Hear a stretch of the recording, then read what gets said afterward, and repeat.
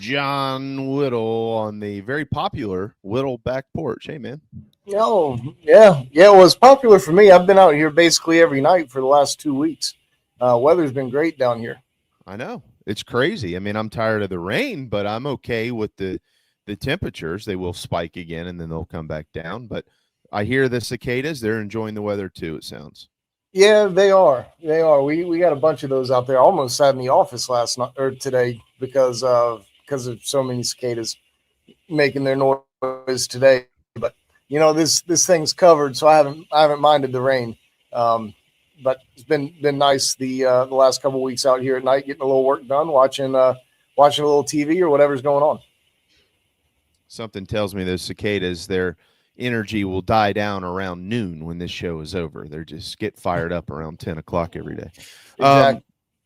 We'll get into the scrimmage in just a minute and see what all you have learned about that. But Mike brought up Any Given Saturday. I was reading a little bit during the break of what you wrote on All Things, such a very popular weekly column that you've got on the BigSpur.com. You said something that did connect with me. I mentioned this last week here on the program. I thought the whole series was great. And obviously everything pertaining to South Carolina I was most interested in, clearly. But the beginning, where every other word was the F word from Brian Kelly, did kind of trigger me a little bit too. I'm like, why you gotta do all that? You know what I mean? It was a lot. It was a lot. So you didn't watch any of those episodes when the F-bombs were flying from the LSU program? I haven't watched it yet. I haven't watched it yet. I did lock in on South Carolina this past weekend, and I'll go back and watch some more of the other stuff. I did. I know Diego Pavia likes to chirp a little bit, and I want to go watch some of Vanderbilt. And that I'm sure I just got that column posted, so I'm sure you hadn't read that far. But I did talk a little bit about Diego Pavia and some of his comments here of late, and I love it. I'm here for it. In a world where coach speak has trickled down to players who are scared to say anything, which I sort of understand. Give me more guys like Diego Pavia. To me, I mean, it's not maybe a perfect comparison, but he's Eli Ellis is a little bit like Diego Pavia. Maybe not as outspokenly brash, but maybe on the field of play, sort of. So, like I said, it's not a perfect comparison, but at the same time, like, you like having guys like that on your team. So give me more guys like Diego Pavia out there. Love the confidence, love the energy he brings. So that makes it more fun when your team beats that team, right? So I like it. I like it. I was Mike hadn't seen it yet. I mean, this isn't like breaking news, but it didn't even register to me when he was talking about the because part of I think it was episode 6 maybe or 5, where Vanderbilt went to the Plains and beat Auburn, and it didn't even register to me at that point in time. Diego Pavia was 2-0 versus Hugh Freeze and Auburn because he beat him when he was at New Mexico State, and they got Auburn coming to town this year. So that's like Vanderbilt has got a lot of storylines coming into this season because of this kid. I mean, he already circled South Carolina. He said that publicly. He's made comments about Alabama. He's made comments about Tennessee. Now you got the Auburn thing going on. I mean, I don't know. I love it. Sign me up. Yeah. Who would have ever thought Vanderbilt would be must-watch football? Nobody. Actually, nobody. Right. And it elevates this lowly team generally in the SEC into a storyline. I'll make a prediction on this. They won't be at the bottom of the SEC. That spot's reserved for Kentucky or Mississippi State, one or the other, and maybe another team. I'm not sure who it would be. But Vanderbilt, I mean, how good are they? How they do in the portal? I don't know. Is it good or bad, guys, that Carolina gets them in the third game of the season? Is that a good thing? I'd rather play them late because I think they get worn down. That's the one thing Vandy doesn't have is depth. Yeah. But their starting 22 actually resembles an SEC team now.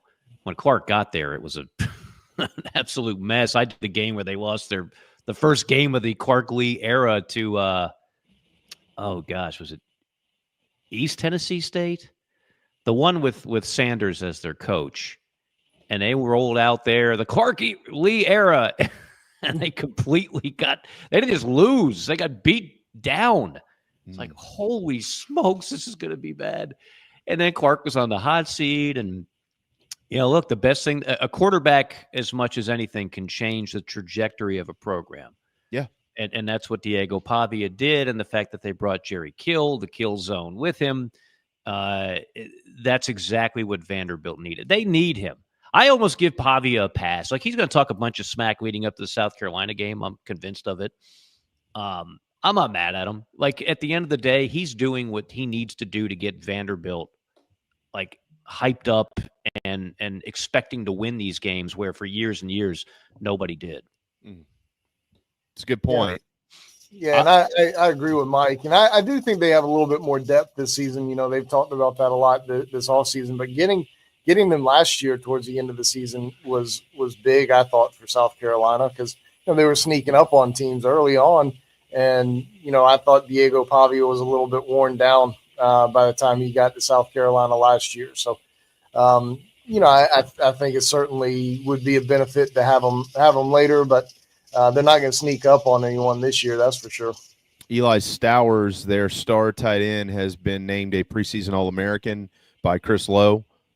He is obviously a safety valve, whatever you want to call it, for Diego Pavia, and a primary target, as we all well know. But that team, it's the third week. There's a couple of games that need to be played before them, most notably Virginia Tech in Mercedes-Benz Stadium coming up here in about 20 days. John, they're gonna have to go up against what seems to be maybe a little bit more of a head of schedule Gamecock defense after losing what they lost last season to the NFL draft, and some guys signing free agent deals. Word out of camp is, look, replacing guys is very difficult, especially really good football players. But Saturday's scrimmage, the defense was still in a really good spot and maybe even performing a little bit better than the offense, which is a good sign this time of year. What have you learned about these guys? Yeah, well, I'm with you in that they seem to be performing better than I expected thus far. There's a great sense of positivity coming out of the program right now with regard to how especially the front seven, front six, front seven, however you want to describe it, are shaping up. I don't know that I thought that I would hear as much positivity out of there at this point in time. I thought there would need to be a little bit more growth there over the course of the season, but it certainly seems like they're very happy, especially with what they've got going on the interior of the defensive line and at linebacker. So that gives me a little bit of cautious optimism.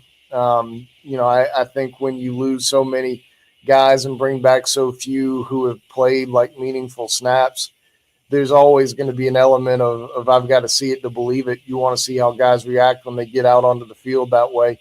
But I would say that there is certainly some encouragement there with how things are shaping up on the defensive side of the ball, especially with the front seven. Torian Gray, for me, like, I'm never going to worry about the secondary. You can lose all four, all five starters there, and it's not gonna bother me too much. Torian Gray has earned the level of trust and respect to believe in him that he's going to put a quality secondary out on the field, be able to replace guys, be able to coach guys up, be able to get guys in the right spots really quickly. I've got full trust in Torian Gray. So the fact that the front has progressed nicely, I'm starting to feel pretty good about South Carolina's defense. I'm not going to go all the way to say, yeah, they're going to be as good as last year. That's going to be really difficult to achieve, but I feel pretty good about them being able to compete at a high level. Darren Usher mentioned a couple of weeks ago when we were talking to him that the interior dudes up front, they hear it. They've heard all this stuff that you and I are sitting here talking about. Mike, all of us, we've all mentioned, hey, look, it's understanding to expect maybe a step back when you replace that type of talent, and they're going to have to go out and prove that they're not taking a step back. Maybe they'll take a step forward. Who knows? But as Preston Thorne said last week here on our program, Travian Robertson has a lot of the law dog in him, as in Brad Lawing. And it's taken him a couple of years to kind of implement that type of toughness with this group. We're not going to do things this way. We're going to do them this way. And it seems to me, the word, at least that I've received, is that, the beginning of camp the last couple of years, it's having to kind of change habits and things of that nature. Those habits are there. So they're not doing that. They're at a different starting point. Much like baseball guys, when you replace the middle of your defense, worries you a little bit. If your catcher and your shortstop and your second baseman and your center fielder are all gone, you've got concerns. Same thing here with football, at least as you pointed out in the front seven. But we know they've got talent. And if they are being coached well and they're already ahead of schedule, it does. When people start getting a little optimistic, sometimes it's false. I don't know that this year in the Shane Beamer era, this might be the only year that we can maybe a little bit, give them a little bit more credit than they've received at this point in time in the last 3 or 4 seasons.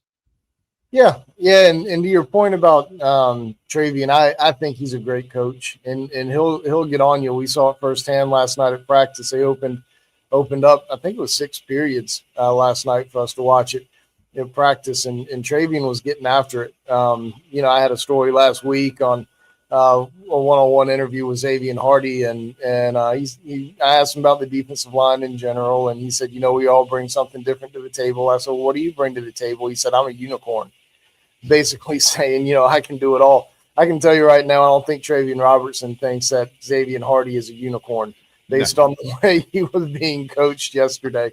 He stopped the drill and got all over him, and Xavier had lined up with his left forearm on his knee, and Travian said, "We don't teach that here. That's lazy," and dropped some other words on there. Said it's going to make him slower, his hands slower. Your get off's going to be slower, and he basically said, "We don't coach you like that here. You forget everything that we haven't coached you. You forget what other coaches have told you. You go by what we go by here."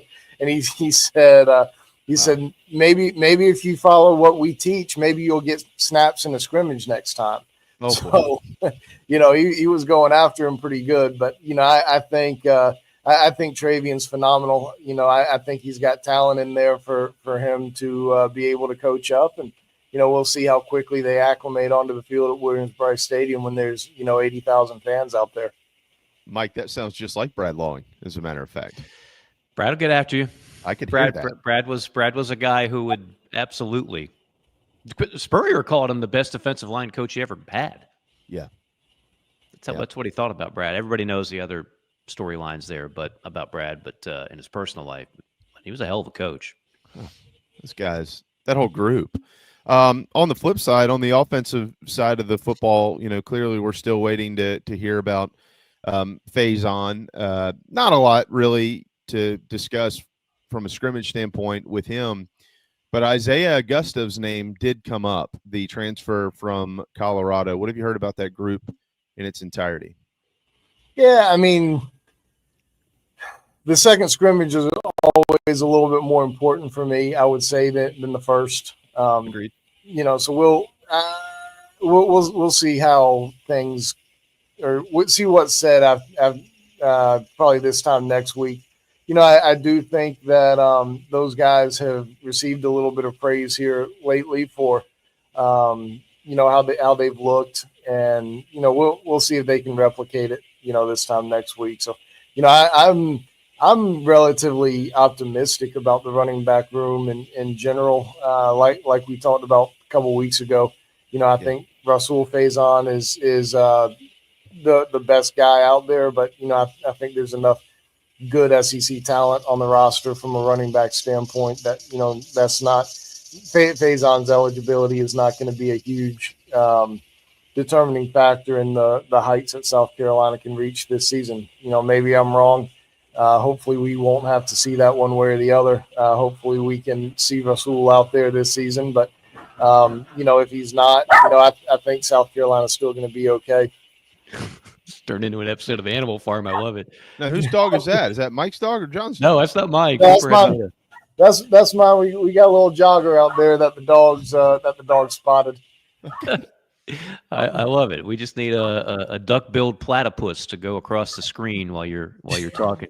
The receivers.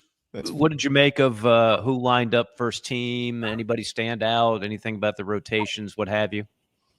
Not too much. Not too much, to be honest with you. That's going to be a work in progress over the course of the season.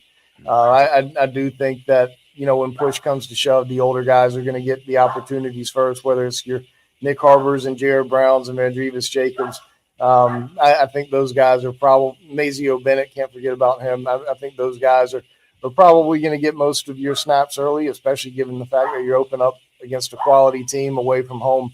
But that's going to sort itself out, much like it did last season. I think they had 6 different starting lineups 5 different starting lineups for 6 games from a receiver standpoint, if I'm remembering correctly. That's all going to come together in a different over the course of the first few games. Jogger's having a hell of a morning. Yeah, and I can't figure out how to mute my okay, John, anymore to be able to yell at the dogs to shut up. So John, we're dog lovers around here, man. We're dog lovers. It's all good. It's all good.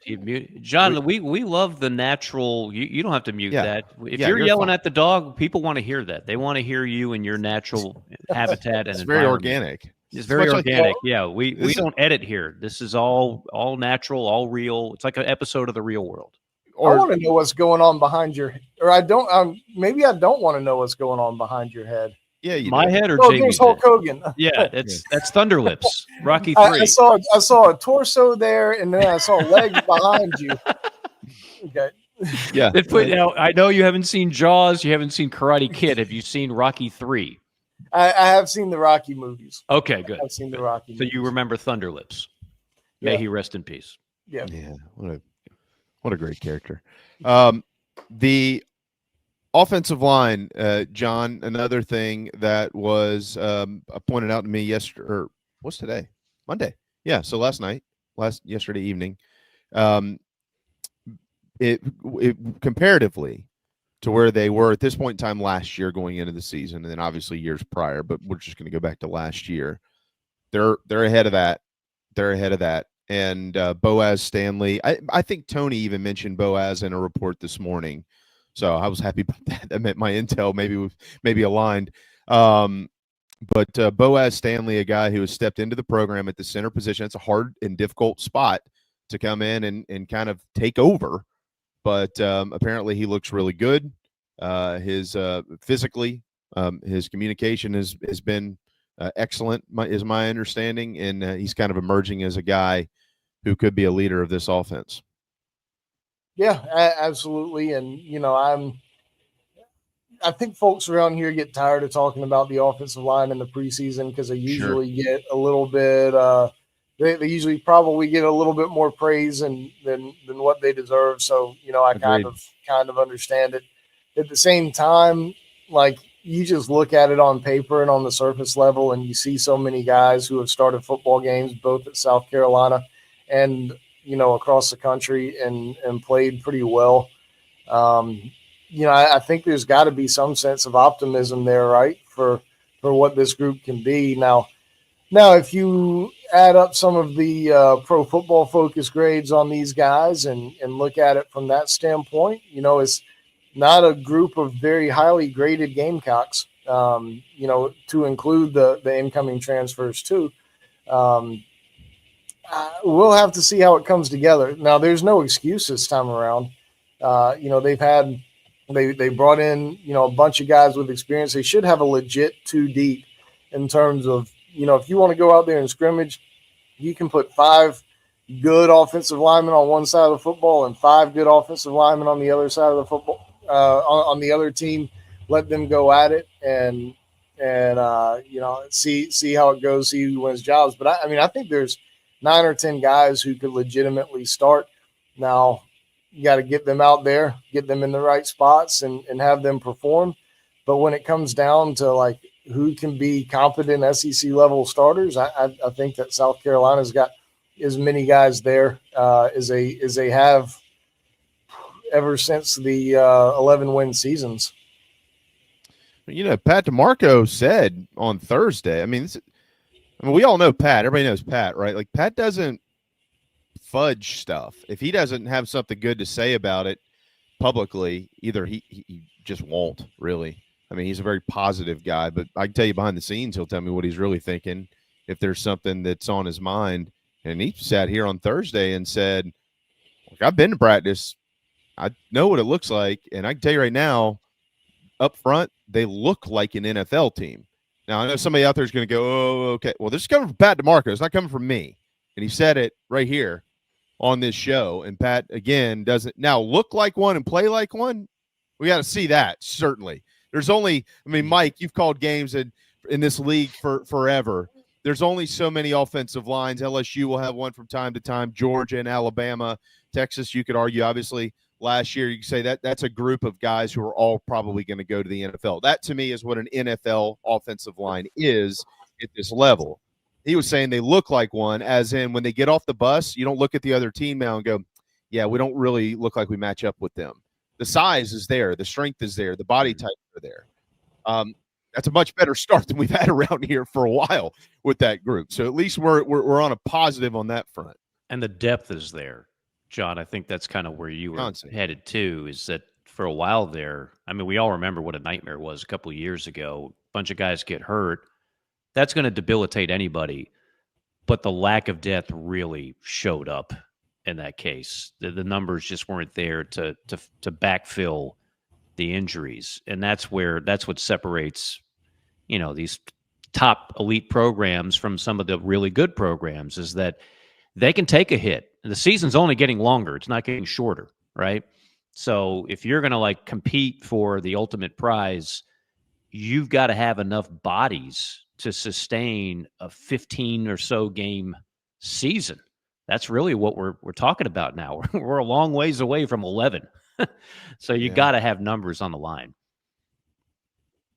Yeah, I'm with you, and I think South Carolina does. I was a little bit surprised they went out and got 4 players from the transfer portal on the offensive line.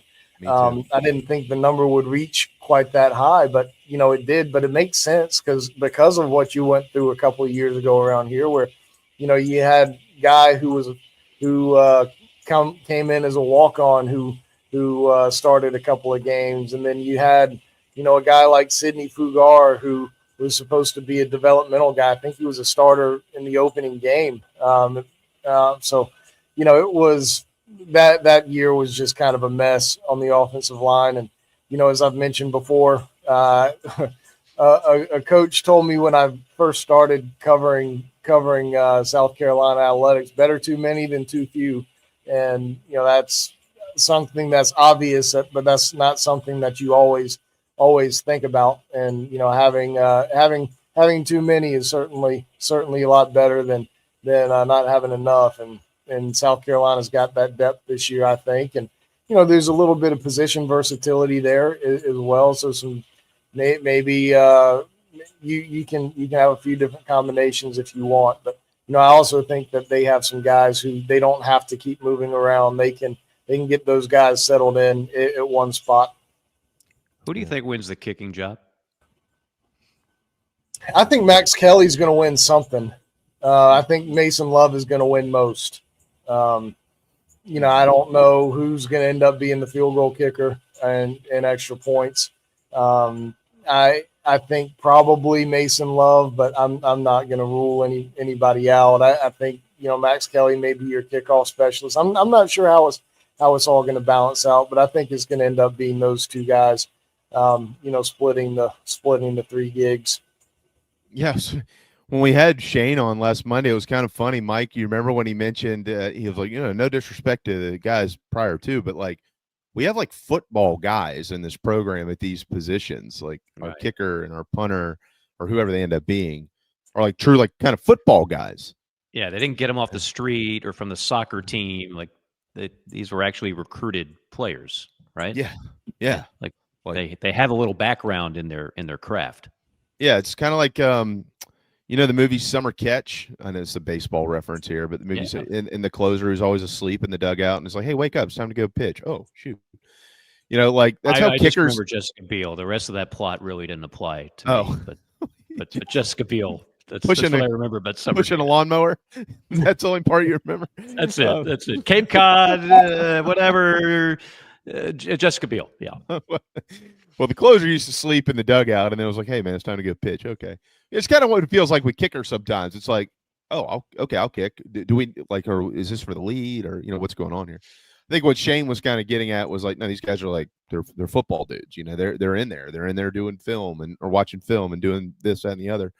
And then obviously, look, the major storyline is Lenore Sellers, as we all well know, John, and he will be the storyline for all the national people, for all the regional people, for all the casual fans out there, for all the voters, et cetera, et cetera, et cetera. We know he looks good.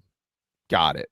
What I was most curious about was how his teammates and how he have been handling all of this, because it's pretty new to this program to have a superstar quarterback who's kind of at the top of the sport like he is. Have you learned anything on that? It seems like it's just head down and get back to work like it's always been with Lenoris. Well, first with Mason Love, he was an Under Armour All-American, so he was pretty good. Max Kelly looks like a dang linebacker. He's like 6'2", 225. So yeah, good point. So they look like football guys in addition to being football guys. But, as far as Lenoris, like, did we expect anything different? We got to know him all last year and saw him all last year. Did he look flappable as a freshman? I mean, did he look overwhelmed? Did he act overwhelmed? He fumbled a little bit too much. I don't think that was necessarily because the moment was too big for him.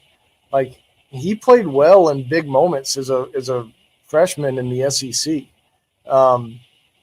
You listen to him in a press conference. You look at his demeanor on the sideline. Like, did anybody really think that he was going to like change his persona because a little bit more is being expected of South Carolina? Like, I don't think so. Like, that's who he is. He's kind of a very measured guy. Doesn't get too high, doesn't get too low. I mean, that's what I see out of him, but that's what I expected too. Like, nothing about Lenore Sellers has caught me off guard in the way that he's handled some of the expectations, handled a change in offensive coordinator, handled a overhaul, on some of the personnel on the offensive side of the ball. Everything seems on point and on brand to me with Lenoris, and if he doesn't have a great year, it's not going to be for any outside factors. But I think he's going to have a great year. Yeah, it seems to me like he remembers a lot, like Coach Spurrier used to always talk about. He remembers everything. He definitely remembers the wins. He'll remind you of which wins they are in a hurry if you're depending on the conversation. But Coach Spurrier never forgot the losses. Kind of like Coach Tanner, like they never forget the losses. And Lenoris, it seems like some of the things that happened, like in the show, any given Saturday, it was like zeroed in on one of his fumbles that maybe cost them the game there. Like, I know people talk about Herrera's kick that missed at the end. How about Lenore Sellers' fumble earlier in the ball game? Like, I feel like he has taken that and digested it and is spitting that back out through all this offseason work to be the best player that he could possibly be. I mean, a lot of quarterbacks, and we've seen it around here, guys, people that we know personally are kind of anointed the next best thing, and they just kind of carry themselves that way. And I don't see that at all. with this kid. Yeah, and I'm with you. And not to make this another bit about Pavia, but I've always been, regardless of sport, just be who you are. Be to your personality, and that's Lenore's is who he is, and doesn't lose sight of that. And I think Diego is the same way. Like if you told Pavia to dial it back, do you think he's going to be the same player? Probably not. You know, if you ask Lenore Sellers to be something that he isn't, is he going to be the same guy? Maybe not. I don't know, but you know, this is what you see with Lenore's is just who he is, and you know, I think that's I think that's great in what South Carolina wants to be about, and who they are as a team. I think he's a great leader for the South Carolina team, and you know, I think he's embraced that. Got another scrimmage this weekend, and they will start to zero in on Virginia Tech. We'll I don't know if we'll get the answers, but they will begin to get the answers as far as who's going to be playing and where and et cetera, et cetera. I don't know if I even have an exact kick time on that Saturday night, but they will scrimmage on Saturday, second time in the preseason. All right, and finally today, John, are you going to the press conference with South Carolina and Blanchard Machinery, and what have you learned about it? Well, that scrimmage is scheduled for 2:05 next 2:05. Saturday. Okay. 2:05. Not 2:04, not 2:06. Yeah, 2:05. So that's what time practice is getting going. Maybe kickoff of the scrimmage will be at exactly 3:00, like it will be a couple of Sundays from now. But you know, I am going to try to wander over there for that press conference. I think you're going to see the announcement of a on-field sponsor for South Carolina football. Yeah. Heck, maybe for other sports too. Who knows? But I think you're going to see big money moves being made over there. And you know, there was the announcement last week. I don't have the all the information right in front of me in terms of it being a record number of fundraising dollars in the academic year.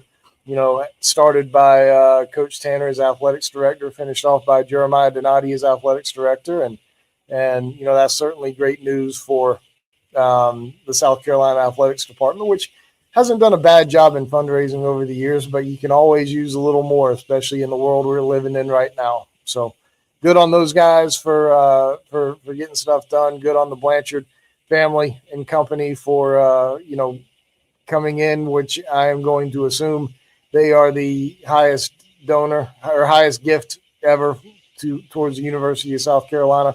That was announced without giving that name last week. So, but I'll wander over there about 3:00 and see what's going on.